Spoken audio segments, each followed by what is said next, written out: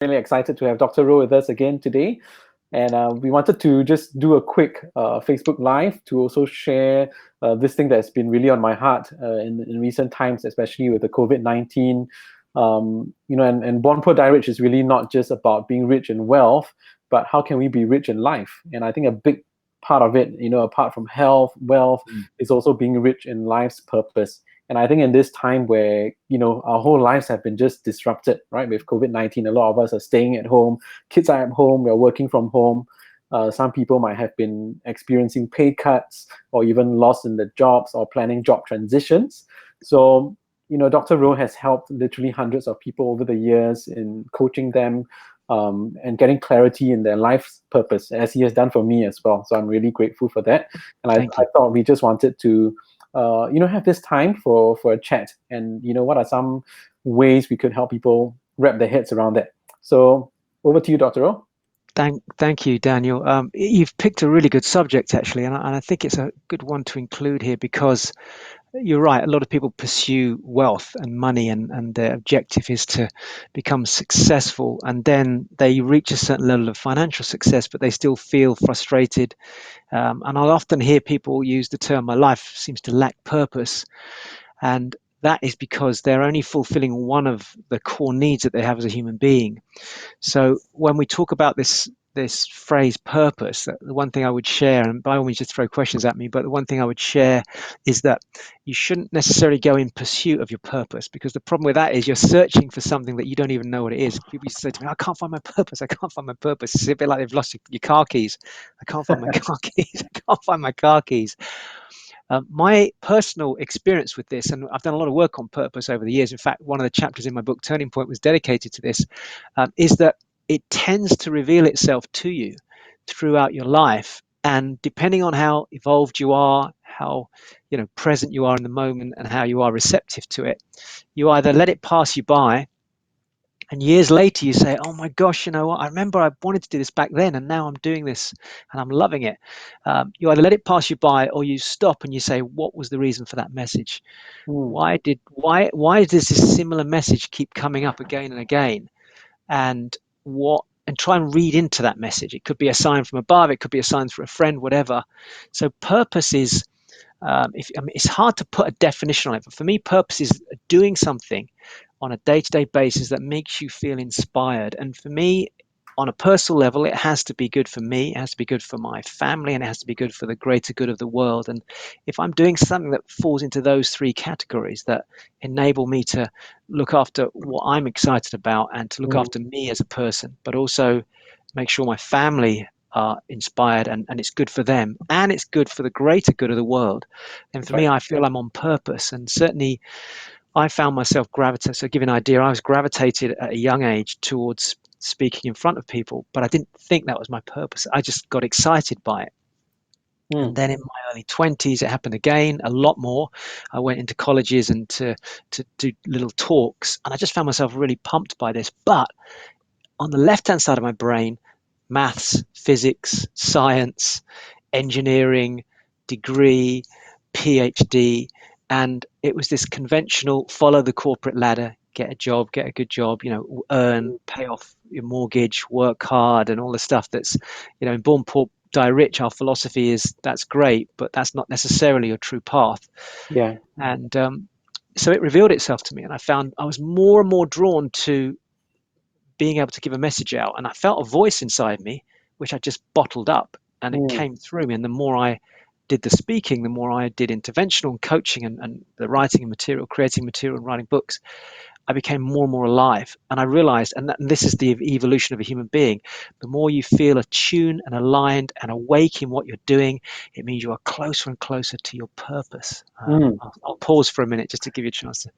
Yeah, no, I love what you shared about how, even when you were younger and you kind of grew into it. And I think this topic is I agree, is a great one because it's so relevant for people of all ages, isn't it? I know It you is. talk about it with even helping your kids find their purpose.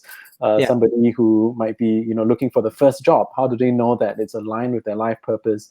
Or someone who might be going through a mid-career transition, or looking to change their careers or jobs. How do they know what to go into next. Should they look for a job in a particular industry, Yeah. company, or should they start their own business or start investing, or whatever? Or someone who might be nearing, they might be more senior in their age and wondering, how do they live a life that is rich as well, in meaning, in purpose, Yeah. in their golden years. So yeah, could you share a little bit about how, um, perhaps I think for a majority of our audience, they have been sharing that they are, I would say a demographic would be between in their 20s to maybe Right. their 50s. So, people in that range, um, what are some thoughts you have about how they can, Good. you know, Good question. yeah, So I think there's a way to do this in stages, as opposed to trying to find the big purpose. And if for somebody watching this, if you're 25, 30, 35, 40 years of age, and it's like, I've got to that point where things don't feel completely aligned, and I'm looking for more meaning, I'm looking for more from my life apart from just working. A really good way to do this is to break down the areas of your life first, and then attach some sense of purpose to each one of those. And then looking at the purpose for maybe 4 or 5 different areas of your life, what you'll find is something will naturally gravitate out of that. You'll find there's certain areas of your life where you feel more awake and more alive, and you may find that that gives you a clue to what your core life purpose is. yeah, So as a can I just, so as a clue, you might want to say, for example, break the categories down into, I'll just do this here, I mean, whether we can type this up afterwards, but essentially, one area could be relationships. Another area could be your health. Another area could be your hobbies and your pastimes, for example. So in other words, that you things you do on a social basis. Another area, of course, is your work, and that could be broken down into possibly, like in Daniel's case, when he started, it was business and then his job, but then he left his job. So you might have two separate areas there. And then another area might be, for example, creating wealth and spiritual. So it might be 4 or 5 or 6 areas. And then around each of those areas, create a vision. Write a vision for that area. So you have a vision for your health, a vision for your family life, vision for your career, vision for your wealth, vision for your spiritual life, for example. And that vision needs to be a description of how you want to show up, how you want it to be, and how you want it to feel. mm-hmm, And that's a big picture. And in doing that, it gives you a sense of when you're writing it. I always say to people, start to notice how you're feeling when you're writing it. I think you came and did a turning point with me a couple of years ago, didn't you? And you went through yeah, this process. yeah, So maybe you could feed back on what you took from that. But the key thing here is, and it does take time. This is not going to be like a 10-minute exercise. This could be 2 or 3 hours of going, or even across many nights. Right, the vision for my spiritual life is this. My vision for my financial life or my wealth is this. My vision for my health. And as you're doing it, you'll start to see what really feels exciting for you. And I think yeah, that's the starting point. I'll pause for a minute because you've been through yeah. this process as well. Yeah, I love that process, and it's about reevaluating your life in the different areas. And very often, even in Singapore or in many parts of Asia, people are so busy and they are just Yeah, yeah, you know doing their work. And I think that's the whole idea about being rich in purpose as well, right? You want to live lives of intention. I remember a time where I felt like a zombie because I was just waking up, going to work, and I was exhausted, going to sleep, and then the right. next day the cycle just repeats for weeks and months on end. And when And you were doing that, were you just feeling that you were doing it because it was the thing to do and you were functioning to pay the bills and to operate in the physical world? yeah, I mean, absolutely, to chasing the next promotion, and it was. I think another clue is what is the motivation behind doing that. Spending so much energy and time, and I think the people talk about quarter life, midlife crisis. It's precisely when whatever you're doing or spending so much of your time and energies is not aligned with your life's purpose. And Exactly. I know you and I are so passionate about how we only have one life to live, and people talk about YOLO and you only live once. But I think for us, precisely, you only live once. You better get it right, and there's no Yeah. no time to waste because we all assume we're going to live till we're 80 or 90, but nobody knows how much time we really have on this earth to steward and live the life of that Exactly. our And Creator the has given philosophy us. that you and I have with Born Poor Die Rich is that they are the two ends of the spectrum. So it's the living of that rich life in between that leads you from wherever you were born, starting to develop these amazing gifts and skills to live a rich life, so that when you pass away, you are passing away in this richness, and you've left something for your family as well. So the purpose of what we're doing really here with Born Poor Die Rich is to fill that gap and the gaps that you may have. And it's not to say everybody has a gap. If you're watching the camera right now and you're thinking, well, I'm not sure where my gaps are. As Daniel just said, the easiest thing to do is think back. I mean, in COVID, it's slightly differently, but think back to a typical week or a typical month. Were there times when it just seemed to be that the week went like that? What have you done? You've woken up, you've eaten food, you've gone to work, you've come back, you maybe watched a bit of TV, maybe got a bit of exercise in, possibly had some intimate, passionate experience with your lovely partner, some time together, and that's it. You go to bed, you get up, you do the same thing. That is not necessarily a purposeful life. That is certainly not living a rich life. It's an existence, not to be critical because I went through this, but you're existing in the world as opposed to living in the world richly. And I think that's what we're trying to differentiate here with Born Poor Die Rich, isn't it? Yeah, and I think it's how do I say it? It's a case where you probably start off, at least in my case, knowing what you don't want. And I know some people that I speak Exactly. to, that's a clue as well. And That's what I don't want. the frustrating part is, what do I want? But I Yeah. think it's also then having the courage to say, okay, I only have one life to live. And I know going through exercises like, what if I only have a year left to live? Will I still want to do what I'm doing now? Yeah. And then taking steps in the direction away from what you don't want. And I think trusting the process, that gets you closer and closer to what you want. So I think Yeah. in recent years, I've just found a lot more alignment and been a lot more at peace.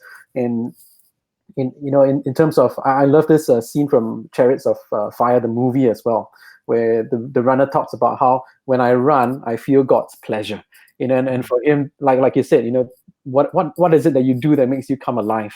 That you just get into that zone, and you just love doing it, and it's not something that's so Exactly. difficult. Yeah, And if you're watching this and you love what you do in your job, this isn't about not doing the work that you do. It's a questioning of, are there areas of my life that I feel that I'm not getting as much fulfillment as I know I want to? Now, when you're in your 20s, you have this belief that, oh yeah, I'll sort that out in the future. I'll work really hard and I'll sort that out in the future. And then as you get into your 30s, you go, yeah, there's some things I haven't quite done that I wanted to do. Then you get to your 40s, and those of you who are watching, you'll relate to this. It's like been 20 years of doing the same thing pretty much. And unless you've had some major changes, most people haven't had, apart from a new car, maybe a bigger apartment, maybe a nicer holiday. There's not been necessarily a lot of change there.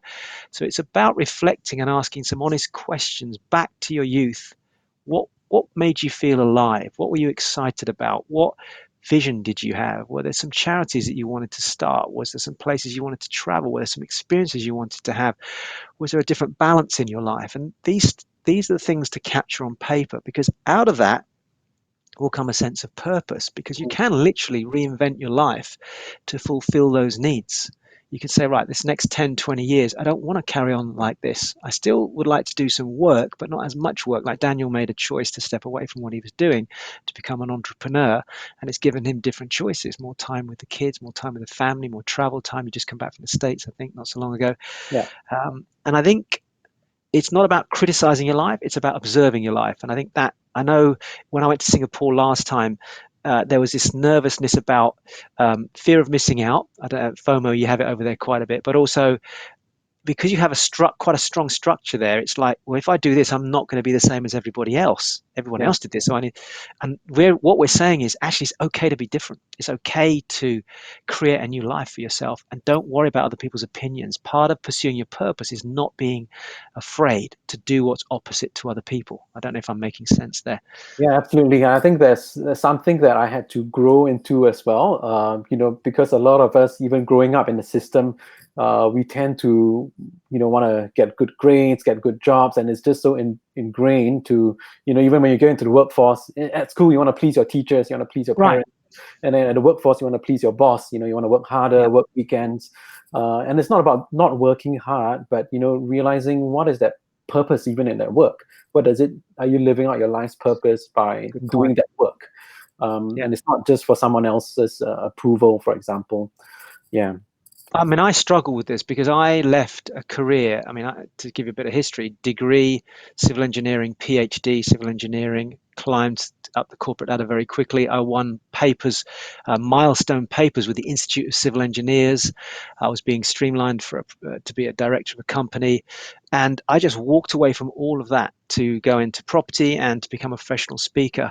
And everyone was like, "What are you doing? You spent your whole career doing this. You're young, and look how many papers you've written." And all this personal development that I've been doing over the years led me to one point, and I realized that you're not defined by what you do in your job.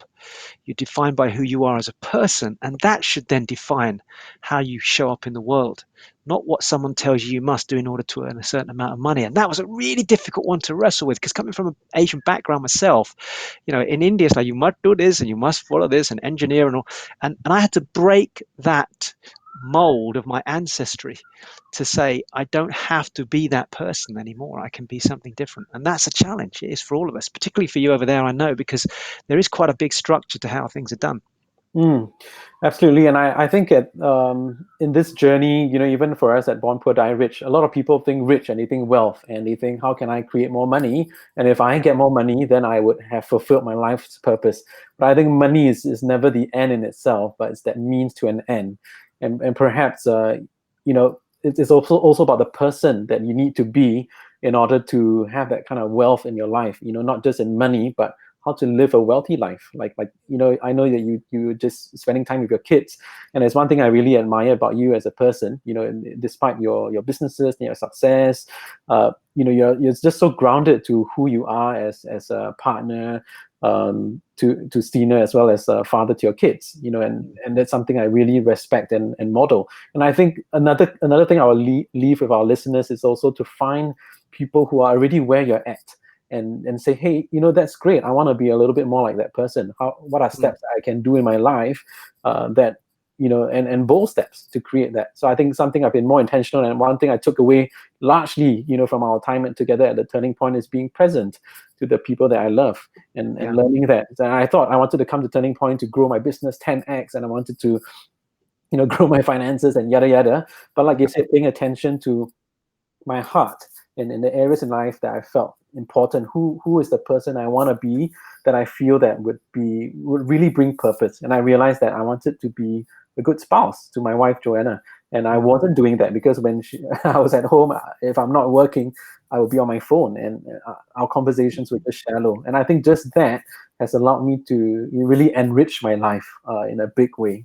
I mean, I want to compliment you. Actually, I know we're live on in front of audience here, but Daniel flew over on two separate occasions from Singapore to go to two separate events that I was running over the course of a year or so. One on personal development as Turning Point, but another one was on communication. And he literally arrived, and then 5 o'clock in the morning, I was at the event, totally present, taking notes, and hung out there for the whole 3 days intensively. And I remember when you went back, the shifts were incredible, and just seeing the change in you. And you've been very coachable and open to coaching over the years, as I've had to be. I mean, even now, sometimes I'll reach out, because the problem is, when you're in your own head, in your own world, you don't always see your world the way other people see it. Yeah. And having someone who's a coach that can be a mirror to that objectively is very important. So the fact that occasionally you'll ring me up and just ask me, and Daniel's always given me permission to be very honest with him, so he'll tell you some of the messages are pretty direct, Yeah. but they're nothing. It's not about ego. It's just because he's just like any of us.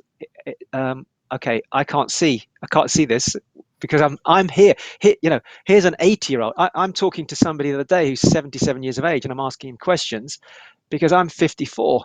But he's seen life in a way that I haven't seen it yet. He's seen the steps that I haven't seen.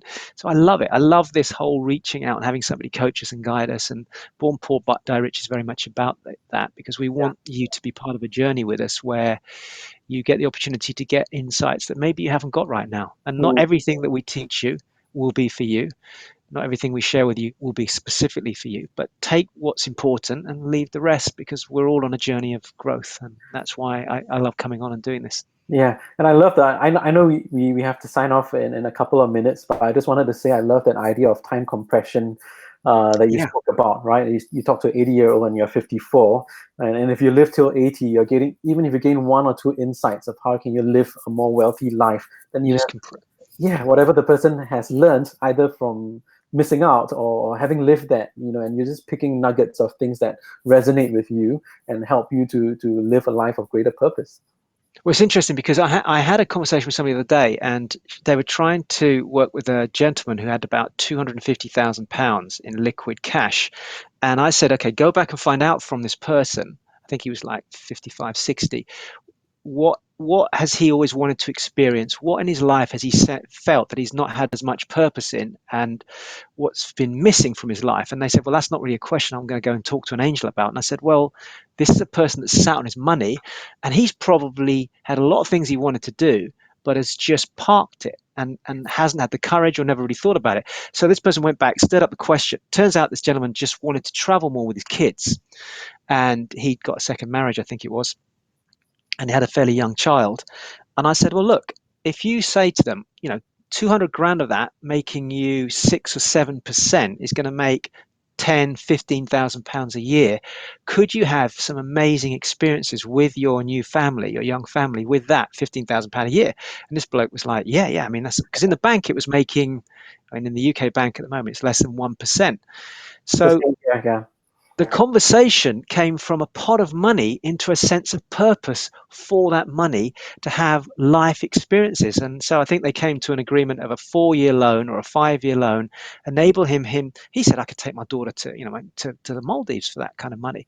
So it wasn't even about being rich and making the money work for profit. It was making the money work to give a life experience each year. I don't know if this is making any sense. So it's giving the money a purpose. Absolutely. And I think a lot of times people, when they think about money, they look at numbers and everything, but it's what's the purpose? What is the money for? Why are they wanting to invest, and what would it do for them? And I think a lot of people don't think and consider that. If they do, I think they'll be a lot clearer as to what they need to do, and just get on with it. And I think I'm just going to ask Dr. Ro to leave us with something practical. He mentioned already journaling and writing and paying attention to what is coming up. I'm going to leave one as well before I leave it over to him to sign off this session. And my thought is to be able to be intentional as well, to think, what are the areas in life that I want to grow in, and think of visioning and writing almost like a movie script. If I play it forward 3 years or 5 years, how do I want it to live out? What will my ideal life be like? And I was just really, in a sense, horrified to learn one of my friends that in on their wedding day they actually played a movie, and they wanted to go to I think it's Santorini for honeymoon or whatever. But whenever, Beautiful island.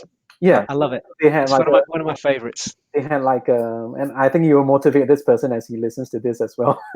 They haven't gone Well, there. if he's listening, I think we've been to Santorini 5 or 6 times. It is an incredible island. For anyone watching, never been there, it's in the Greek islands, and it is the top of a volcano. It's a caldera, so it's semicircular and it's stunning. It's an incredible place. It's beautiful. I think that he'll be very motivated to go there. But the story or movie that they created was about a piggy bank, and it came from the movie Up, I believe, a cartoon. Every time they were going to save up to that goal, something in life would happen, and the car would break down, or the house would need a repair, and they would have to break the bank literally to pay for it, and they couldn't go on that goal. And I was like, why would you want to program that into your life? And he's saying he's listening on the chat. That's so funny. And I said, why would you want to program that in your life? And he shared that actually, fast forward, they've been married some years now, and actually it has happened that way, and they haven't been to Santorini. So one useful thing that an exercise that he was doing was then to reverse that script in your life. If I want to live a life of purpose, if I want to go to Santorini, what are the things that will happen in the next 2, 3, 4 years, and what are actions that I will need to do to make it happen? And I love the example that you shared about that gentleman who might be sitting at a pot of cash or whatever. A lot of times this bucket list that we have, we say, I want to do before I die. They sound really lofty, but if you put it in practical terms, you can actually make it happen. So Joanna, my wife, last year wanted to release a lantern in Thailand, and she said, "Oh, actually, I'm very modest. I don't really have many things on my bucket list. If there was one thing, it would be that." And as her husband and her spouse, I was like, that's on your bucket list. Let's go, like, what are you waiting for? Let's just go, like, let's book a ticket and let's go. And we made it happen, and it was a beautiful time. So Yeah. I think just that one practical tip for people who are listening is, rewrite the story of your life in a way that if you only had one life to live, and you do, how would you want it to look like, such that when you That's look that's back, it's a life of that's a purpose. great tip. I Yeah, think I would just add one thing to that and say, if you're watching this and you have a family, or you have partners, and maybe a husband or a wife, is take the time to sit down together and maybe both share with each other what you feel there are things in your life that you still want to experience from a purpose perspective. So it might be that, for example, some people want to do more charitable work, or you want to have more experiences together traveling, or improving your health, or writing a book. I know a couple of people right now really passionate about doing this, but have an honest conversation with somebody you care about in a way that it's not about competing, but it's more about just reflecting and saying, okay, wherever I am, if this is your life here, and you are here on that equation halfway through, then at this moment in time, looking ahead and sweeping up from the past, what are some of the things that inspired me in the past that I haven't necessarily pursued, or that have made me feel alive, or a career change that I want to make? And have that conversation with the person that you're with, or a partner. Because if you hold that back and then it becomes like a pressure cooker and explodes in 2 years when you say, fuck it, I can't handle this anymore, honey, this is what I really want to do. And they say, why didn't you tell me that before? If yeah, we can have this conversation now, as you did with Joe when you decided to change career and go as a professional property investor, it's good to have these conversations because they can help be part of that journey. And it's so much more inspiring when the person you're with, you're born poor, die rich, is on that journey of richness with you. Because if they're not, this is where the challenges can happen later on, and yeah. relationships can become strained. So good time to do it now, actually, whilst everyone's slightly locked down around the world.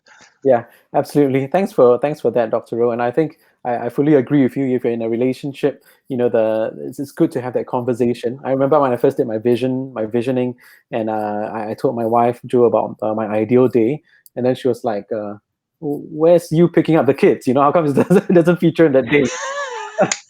so so that it's a great conversation to have, and it also made me reflect. Well done, Joe. That's the part of the day. Initially I saw it as, oh man, it's a chore. I have to go and drive, and I pick her up. But it became quality conversations that I had with my Yes. daughter in Yeah. that time. And I realized it was very much part of my purpose. I get to pick her up, and it's not just I have to.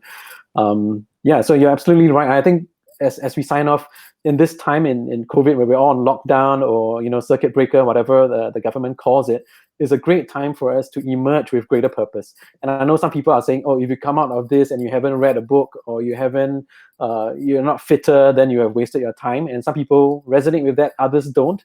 And I think the clear sign of that is it aligned with your purpose? If your purpose is to be fitter, it would resonate. If it isn't, then what is it that you want to come out with, being more purposeful? Yeah, I agree. Mm. Well, thanks for having me on. That's great. Super great. And those of you who are listening, questions, thoughts, reflections, feel free to share with us. Visit our website as well, www.bornpoordierich.com, and we also have a YouTube channel. You can search us out there, and leave us questions that you have, and we'll try to get to that in the next time we have Dr. Ru on as well. So signing off. Take care, everyone. Bye. Bye.